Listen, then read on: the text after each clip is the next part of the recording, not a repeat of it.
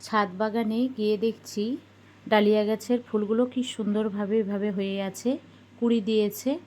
সব ফুল এখন 2-1 দিনের মধ্যেই ফুটে যাবে। আর গোলাপ ফুল তো একদমই ফুটে গেছে। সব কালারের গোলাপ আছে ছাদ বাগানে।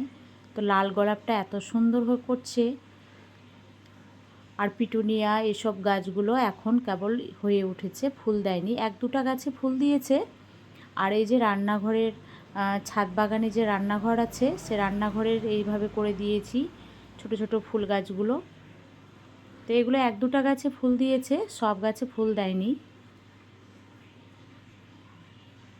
স্ট্রবেরি গাছও আছে, স্ট্রবেরি হয়েছে, কিন্তু স্ট্রবেরি গাছগুলো না ঢাকা দিয়ে রেখেছি, পাখি স্ট্রবেরি খেয়ে নিচ্ছে। আর এই যে গোলাপ, এগুলো সব হয়েছে। কয়েকদিন ধরে ঠান্ডার জন্য গাছে জল দেওয়াই হচ্ছিল না। আজকে অনেক দিন পর গিয়ে গাছে জল দিলাম। যে দেখুন কি সুন্দর ছাদের ভিউ, ফুল আর গাছ।